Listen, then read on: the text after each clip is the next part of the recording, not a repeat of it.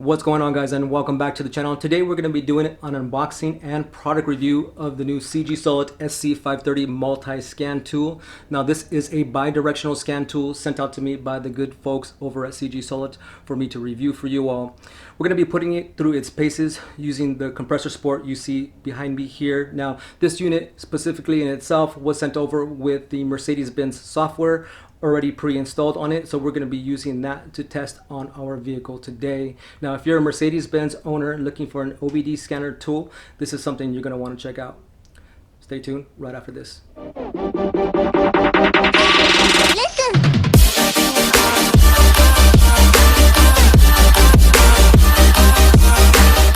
What's going on, guys? Welcome back to another Chemist product review here on the Chemist DIY channel. Today we're going to be unboxing and reviewing the new CGSULIT SC530 OBD2 scanner tool. Now, keeping with full disclosure and transparency, CGSULIT did reach out to me to review and test this product for you all, but I just wanted to be known that all thoughts and opinions of this product are of my own, and no money or compensation was offered for a sort of favorable review. With all that said, let's go ahead and get on with this product review. Now, today I'm excited to review this product for you all because when CGSULIT reached out to me to inform me that they had a consumer grade scanner tool at an affordable price that could not only read and clear DTC trouble codes for most vehicles, but their device also offered bi-directional communication when purchasing specific vehicle modules to store and use on this device. And for a Mercedes owner such as myself looking for exactly that, this unit was gold, and this review was a no-brainer. So not only will this device work on your typical Hondas, Toyotas, Nissans, and other vehicles right out of the box when you purchase and download a specific vehicle model to your unit from the CGSULIT website, you'll have the advanced capabilities of two-way communication with that specific vehicle. More on that later to come on this review. So when you receive your scan tool, it will come in the packaging you see before you. And opening up the box, you see that we are presented with a simple but nice protection bag that keeps your scan tool and its components safe and secure while in your toolbox. Let's go ahead and open up the bag. Now, on the left-hand side here, you'll notice we have a small pouch, and in this pouch, we have a very detailed instruction manual walking you through the functionality of your new scan tool, and I highly suggest that you read through the entire manual so you can learn how to navigate through the screens as you perform your DTC troubleshooting. Putting that off to the side, in here we also have a USB connection for connecting your computer to your scan tool for updates or downloading any type of additional modules. We also have your data cable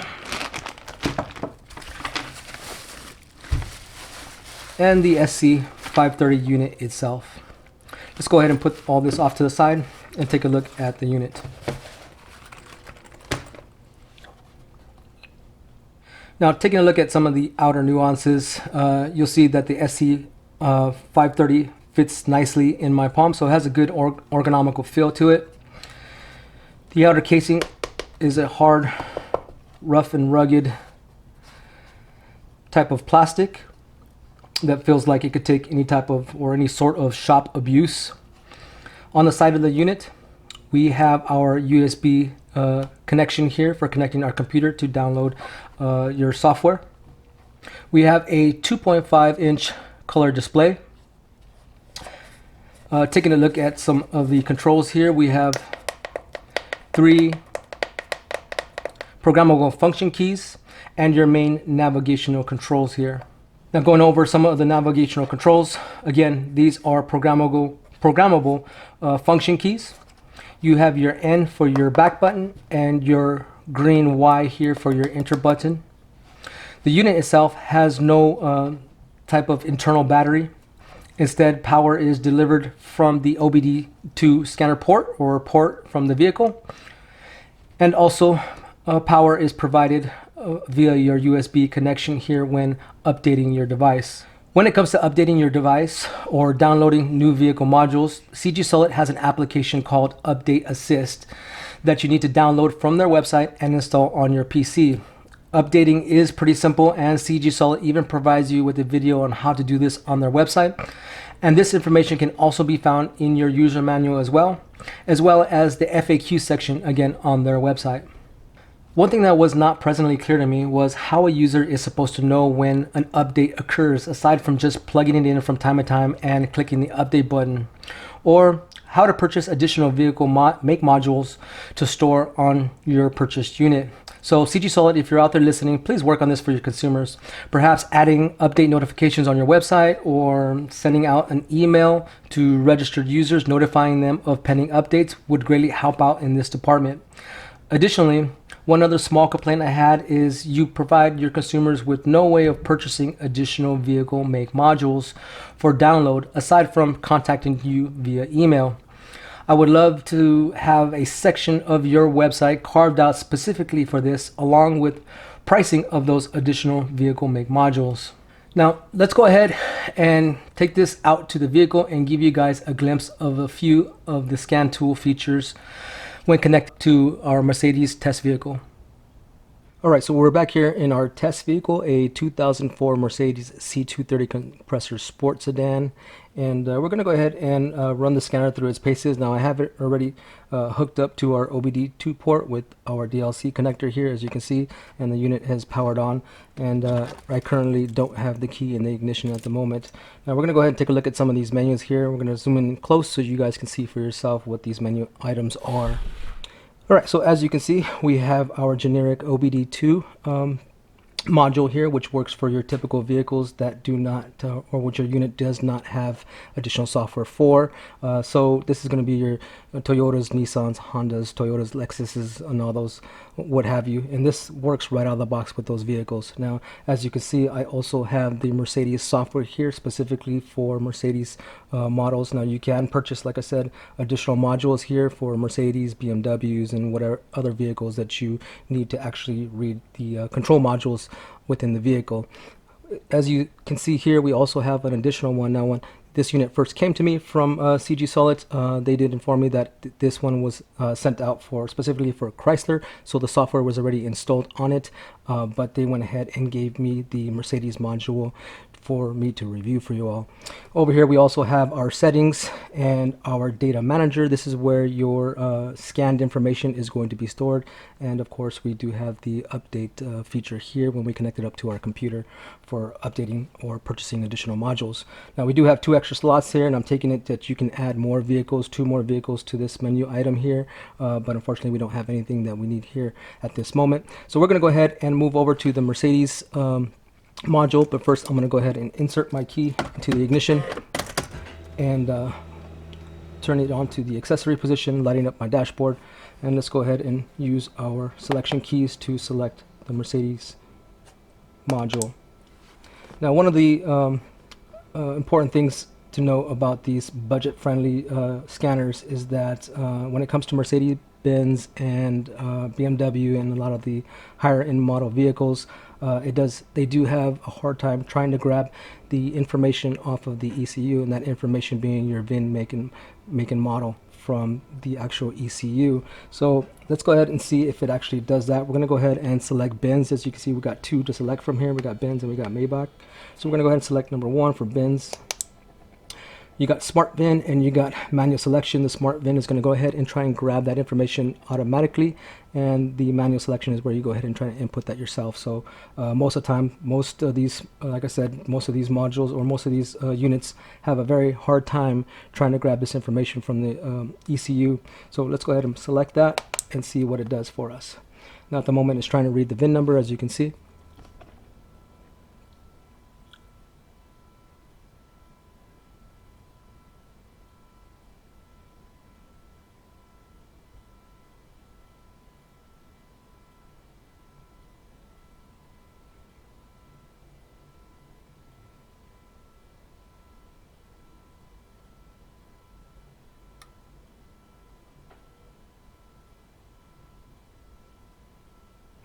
And within about a minute or so, it went ahead and found our vehicle information.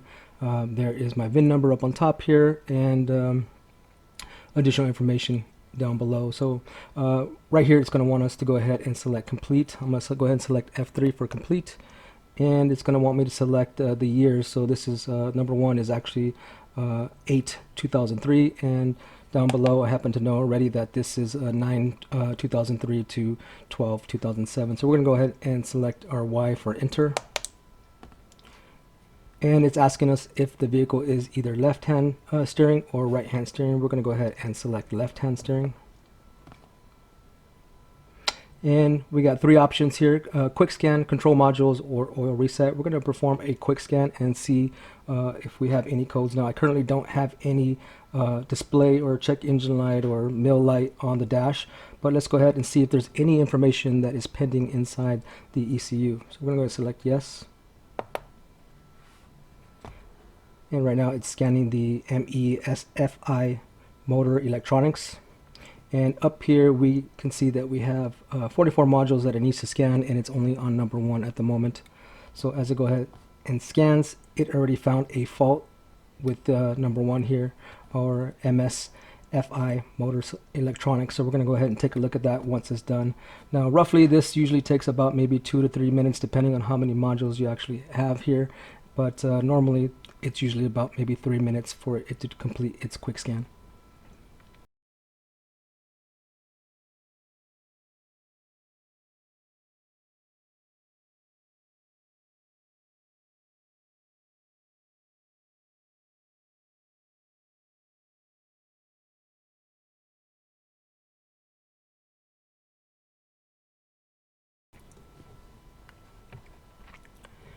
Alright, so it's been roughly about 2.5 minutes, and it finished our scan.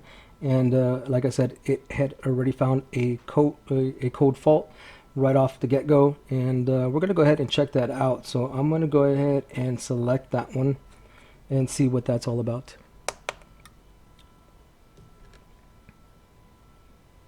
Alright, so now we're back at a simple menu function screen here. We have ECU information number 1, 2 read codes, 3 live data, 4 active test, and 5 control unit adapters. So we're going to go ahead and read that code first here, and again see what that's all about. Now remember, I didn't have any check engine light displayed or mill light displayed on the dash, and this is something that was stored inside the ECU. And you know, if you're scanning your system, if you don't have something wrong with your car, you thinking that there's no check engine light, you could be mistaken. There could be an actual code stored in there that hasn't really became a problem just yet for it to throw a fault on your dash. So as you can see here, as we read the code, we got a catalytic converter effect is insufficient. So it's the P0420 code that we have displayed here, and that is going to be my catalytic converter. Now I have ran scans in the past here, and I did know that I had that on there, but it hasn't been an issue enough to throw the check engine light or the mill light on the dash. So that's something I have to look into. It's either going to be a replacement of a catalytic converter, or something's wrong with the O2 sensors upstream or downstream. So now that we know that that's there, now you have the option here to push F1 to save, freeze frame, or erase. We're going to go ahead and back out of here now that we saw that code. We're good to go. And if you recall that the red N is going to be your back button. Alright, so there we go there. And we're going to move down to live data and see what that has to offer. Okay, so live data, we have quite a few menu selections here. We have, you can see, we have 1 of 13. So there's 13 of these categories here that they allow us to run through. The first one is going to be your check engine at cold start in warming phase. 2 is your test engine at idle speed. Check engine when driving. Check smooth engine running. Self-adaptation. Lambada control. Check electronic accelerator. Test the cruise control. Drive authorization. It's for programming your keys. Let's see, test electronic fan for engine and air conditioning. Sensor rotor adaptation. And check further actual values. Last but not least, test values of emissions test. Okay, so let's go ahead and try one of these out. for you here. Now obviously there's way too much to cover all in this video, and this would be an extremely long video if I were to do that, so we're just going to run through a few of the things here. Now let's test the engine at idle speed. Let's see what that's about. We're going to go ahead and select Y and test values at idle speed. Lambda control upstream, TWC, lambda control downstream, TWC. So we're going to go ahead and test the value at idle speed and see what that does. Okay, temperature. Now we're going to go ahead and turn on our vehicle so we can see some values here and let the car warm up. So we got temperature of the coolant, temperature of intake air, oil temperature, and idle speed detection. So it's not detecting any idle at the moment. Let's go ahead and see what it does when I start the vehicle up.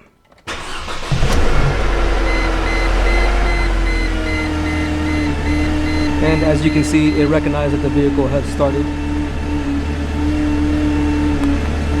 and is starting to give me live data.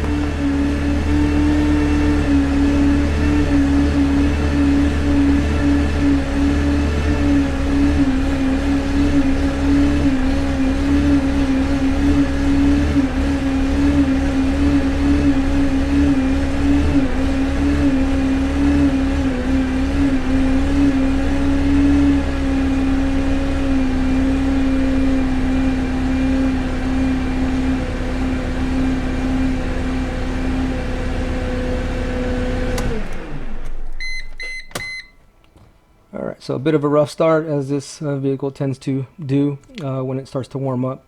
We're going to go ahead and back out of here, and we're going to try to read something else. So let's try check smooth running engine, since our engine was running kind of a little bit rough. We're going to select number 4. Requirement for smooth engine running fault counter. Okay, so we're going to go ahead and smooth engine running. Let's go ahead and try that, smooth engine running. So we're going to start the vehicle up. Select yes.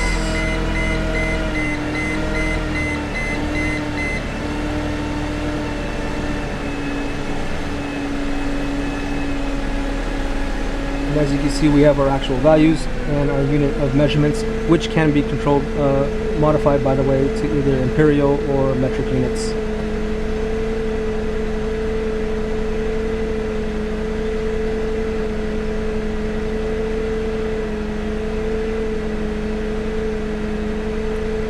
Let's go ahead and back out of that. Let's go ahead and check our fault counter.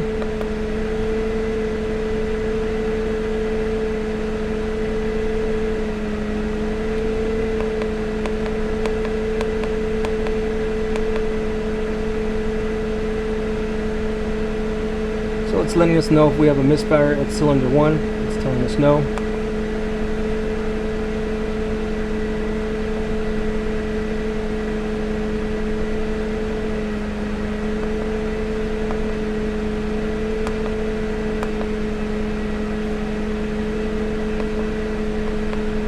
And as you can see, we have no other faults here, so we're running good. All our cylinders are firing as they should.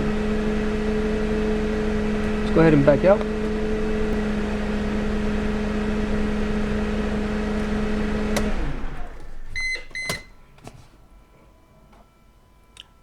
Alright, so let's go ahead and move to active test. And now this is the really interesting one that I love about this unit.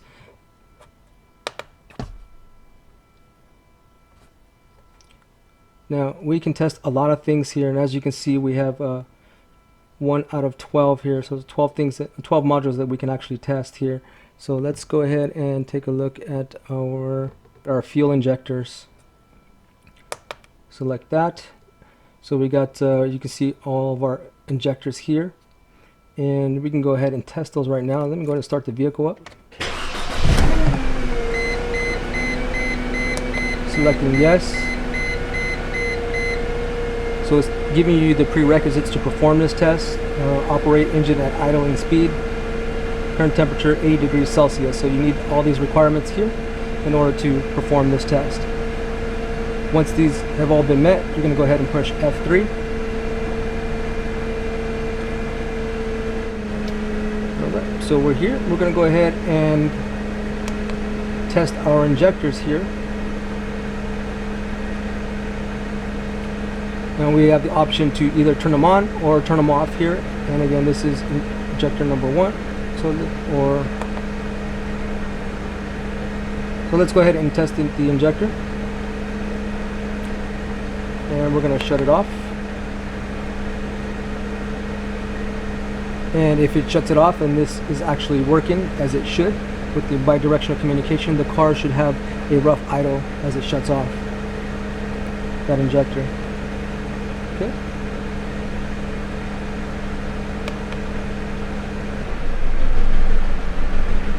And as you can see, it is active and our car is idling really funny, letting us know that that injector is actually working.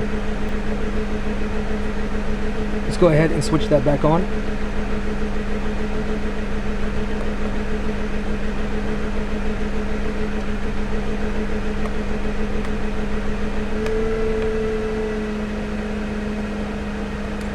As you can see, it is now on and our vehicle is running normal. Let's go ahead and back out of this one. And let's go ahead and test cylinder 2 injector. Select yes. Again, giving us that information of the prerequisites. Select yes. And we're going to go ahead and shut that injector off.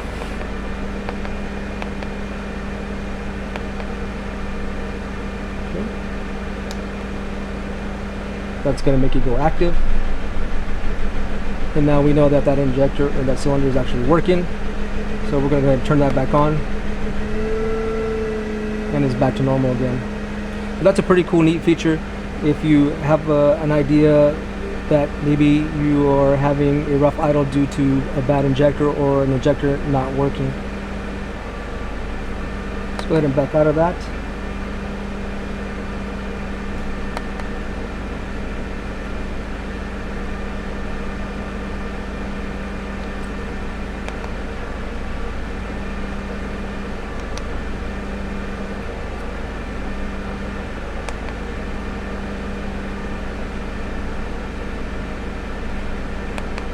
Here we can also test our camshaft position on the intake, camshaft position on the exhaust,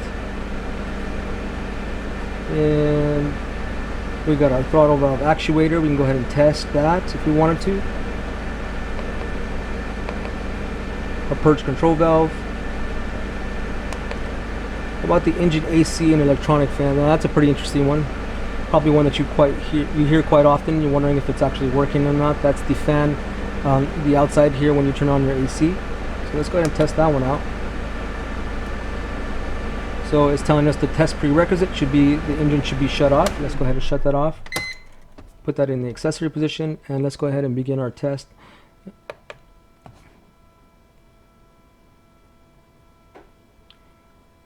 Okay, so it says M4/7 engine and AC electronic suction fan when integrated with integrated control. So let's go ahead and turn that on. Press F2 to turn that one on. And as you can see, it's active.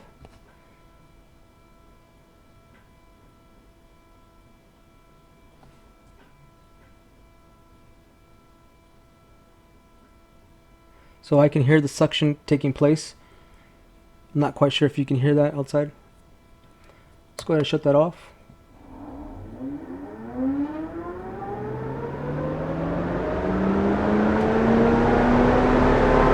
And there's the fan.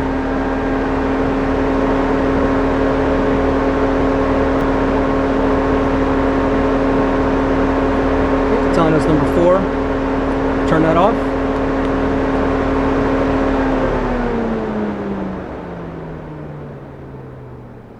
And now we know the fan is working. Let's go ahead and back out of this.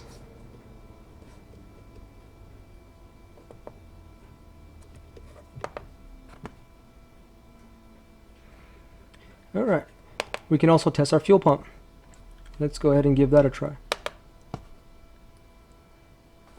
Test prerequisite, run engine.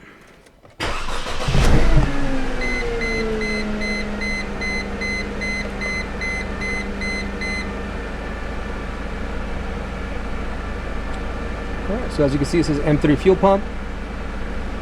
And we're going to go ahead and stop this guy, or actually we'll shut it off and see what happens. Now when we shut off the fuel pump, what happens? Obviously our engine's not getting any fuel to the engine, and the car should probably either run rough or shut off completely. So let's go ahead and try that right now. We're going to go ahead and press number 4 as it states right there, which is there, F2. It's now active. And our car has stalled out because it's not getting any fuel from the fuel pump. Alright, so let's go down to control unit adapters or adaptations and see what that's all about.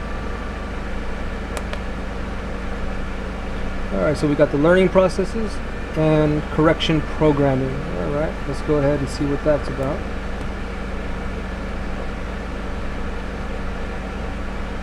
Teach in of drive authorization system, learning of the throttle valve stop, learning of the regulated air flap stop. We got number 4, acceleration of sensor rotor adaptation, resetting of sensor adaptation, active fuel pump. So a lot of things you can mess around with here. Obviously I'm not going to go through all of them. Let's go ahead and go back to live data.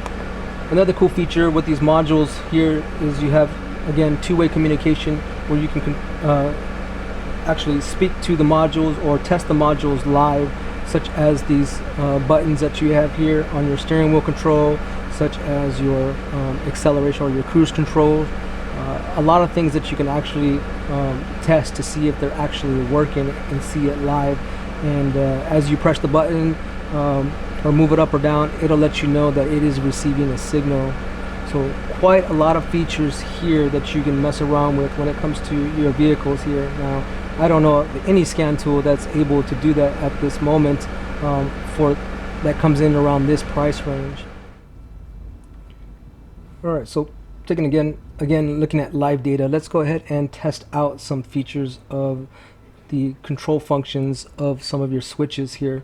So we're going to go ahead and select live data, yes. We're going to scroll down to number 8 and do test cruise control. Now this is the lever here on the Mercedes-Benz that allows you to accelerate or decel or set your cruise control here. So let's go ahead and jump into that one.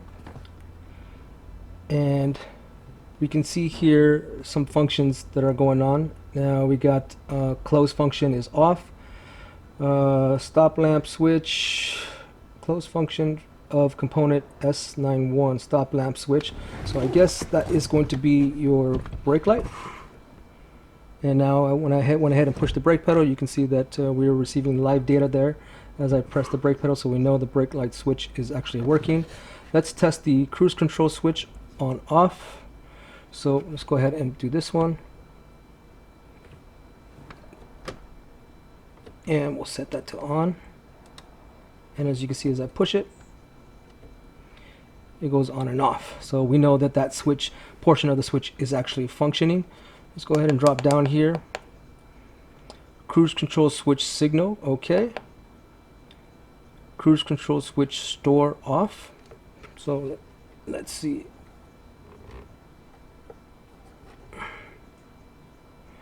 It's on.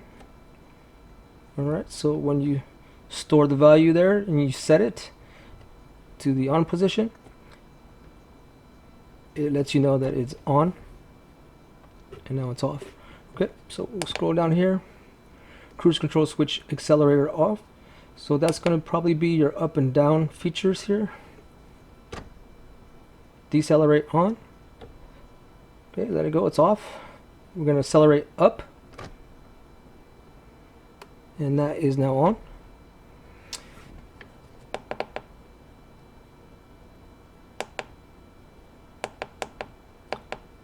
And that's it for testing the cruise control feature on your vehicle.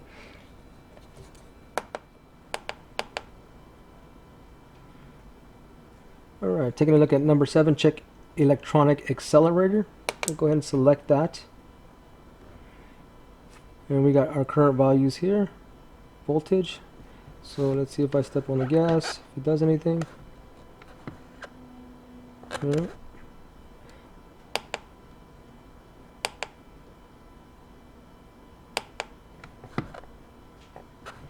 Alright, there it is. So we can test our pedal for our accelerator. We go ahead and press down on that, and as you can see, the voltages jumped all the way up to 4.21.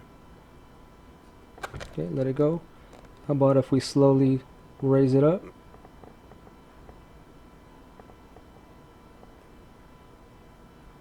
Alright, so we know that our accelerator voltage is working, or the pedal sensor, I should say.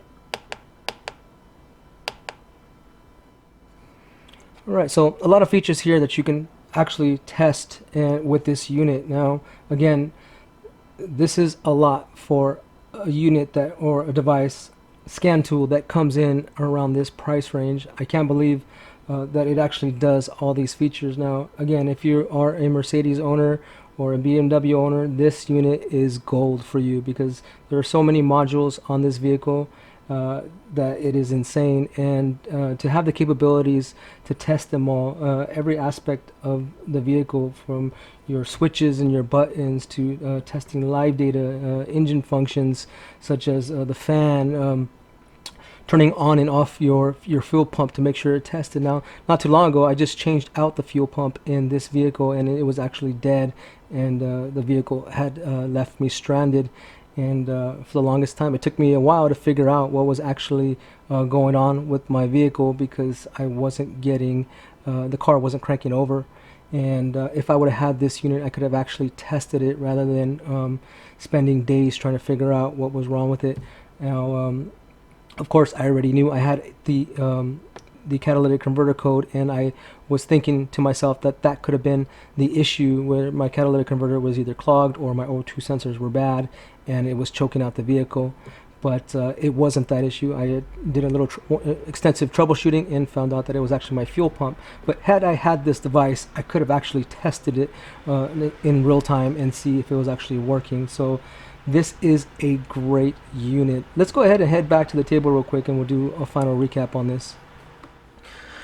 Alright guys, so I'm back here at the workbench, and I'm going to give you my final thoughts on the CGSULIT SC530. Now, I have quite a few multi-scan tools, 4 or 5 to say the least, within my toolbox, and by far, I have to say, the CGSULIT is going to be my #1 go-to scan tool from here on out. Now, to be able to have the bi-directional capabilities to communicate with your injectors, your fuel pump, your fans, and all your switches and what have you inside the vehicle, that is money right there. And I don't have a bi-directional scan tool. This is actually my first one here, and I have to say I will not go back to any other one aside from here. It is that phenomenal. Now, we did run into some small issues with the website and not having information when it comes to when an update has occurred and what update or what was actually changed in that update. So CGSULIT, if you're out there listening, go ahead and carve out a section of your website where it actually tells you update schedule or a recent update has occurred. That would be phenomenal right there, as well as carve out a section to where your users can, or your consumers can, actually review modules and the pricing for those modules, so you can download.